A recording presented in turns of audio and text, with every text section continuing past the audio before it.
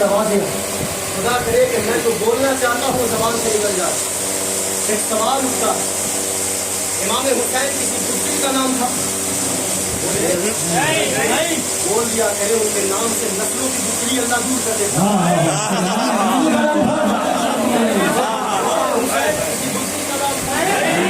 امام حسین کسی کمزور کا نام تھا؟ نہیں تھا.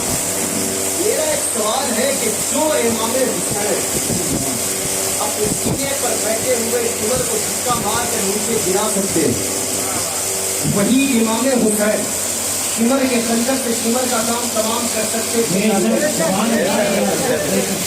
بہت نازک طور پر کر سکتے تھے.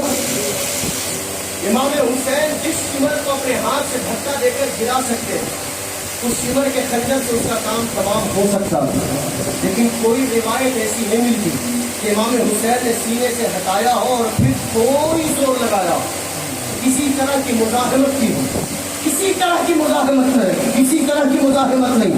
نہ شمر سے، نہ سنان بن انس سے، نہ قولی ابن یزید سے، نہ اپنی چھوٹی ہوئی تلوار کھانے کا کام کرتے ہیں. امام حسین سجدے میں گئے. کہاں گئے؟ سے کہاں گئے؟ اور لوگ سے کہاں گئے؟ ارے کسی لکھنے والے نے، کہنے والوں نے کہیں بیٹھ کر کہہ دیا کہ وضو سے تھے کہ نہیں ان کے 3 دن سے زیادہ ہم منا سکتے ہیں. یعنی میں کہوں کہ جو حسین کی شہادت کی خبر 54 سال پہلے مصطفیٰ سنے، حسین سامنے بیٹھا اور مصطفیٰ روئے. حسین سامنے بیٹھا اور مصطفیٰ کی آنکھوں سے آنسو نکلے. جب حسین کی شہادت کی خبر سن کر، شہادت سے 54 سال پہلے آنسو ہمیں حسین میں منانا جائز ہے، تو 1400 سال پہلے ہمیں حسین میں آنسو بہانا جائز ہے.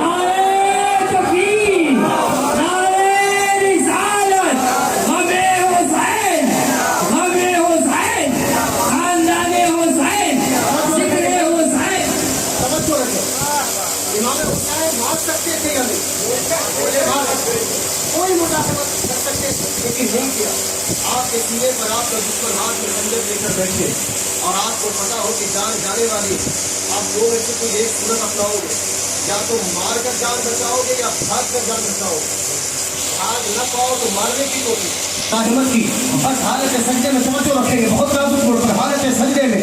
آخر میری سمجھ میں نہیں آیا، کسی نے کہا کہ نماز کا وقت تھا، کسی نے کہا کہ ممبر پر خطیب خطبہ دے رہا تھا، کسی نے کہا کہ وہ تیمم والے ہاتھوں سے تیمم کیا، کسی نے کہا کہ نماز کا وقت میں کسی جھگڑے میں نہیں جا رہا ہوں، اپنی بات آپ تک پہنچاؤں گا. بات سمجھ میں آئے تو دل کے قریب کرے، سمجھ میں آئے تو واپس کرے، میں لے کر حیدرآباد جاؤں گا. امام حسین رضی اللہ تعالیٰ نے اسے گرایا تو سجدے میں کیوں گئے؟ توجہ رکھیں گے، سجدے میں کیوں گئے؟ اور تھوڑا سا میں آپ کو پیچھے لے کر چلوں گا. ایک بات سنیں، توجہ رکھیں گے، تھوڑا سا پیچھے چلے. مصر کا بازار ہے، توجہ رکھیں، مصر کا بازار ہے. حضرت زلیخا ہے، وہ حسن یوسف پر فدا ہو گئے. زلیخا کی سہیلیوں نے کہا، توجہ رکھیں گے، زلیخا کی سہیلیوں نے کہا، اے زلیخا تم ایک غلام پر فدا ہو گئی ہو. انہیں نہیں پتا تھا کہ جن کو وہ غلام کہہ رہی ہے وہ وقت کا امام ہے. انہوں نے کہا اے زلیخا فدا ہو گئی ہو. آخر اس کے چہرے میں کیا ہے؟ آخر اس میں نظر کیا آ گیا؟ زلیخا نے کہا ایسا کرنا کہ کل تم بھی آنا، جس حسن پر میں فدا ہوئی ہوں میرا حسن کا جلوہ تو تک لینا. اپنی سہیلیوں کو بلایا، توجہ رکھیں گے، اپنی سہیلیوں کو بلایا اور بلانے کے بعد ہم سب کے ہاتھ میں ایک ہاتھ میں لیمو دیا، ایک ہاتھ میں خنجر دیا اور کہا کہ جیسے ہی میرا یوسف آئے گا، توجہ، جیسے ہی میرا یوسف آئے گا اس کے چہرے کو چکتی جانا اور اپنے ہاتھ میں رکھے ہوئے خنجر کو کاٹتی جانا، چکتی جانا، ہاتھ میں رکھے ہوئے خنجر کو کاٹتی جانا. حضرت یوسف علیہ السلام کو بلایا گیا. حضرت یوسف نے چہرے سے پردہ ہٹایا. زلیخا کی سہیلیوں نے دیکھا جیسے ہی حسن یوسف نے کھوئی اپنے ہاتھ میں رکھے ہوئے لیمو کو کاٹنا شروع کیا. دیکھتی رہتی تھی، کاٹتی رہتی تھی، تکتی رہتی تھی، کاٹتی رہتی تھی، تکتی رہتی تھی، کاٹتی رہتی تھی. چل رہے یوسف جب سامنے سے روک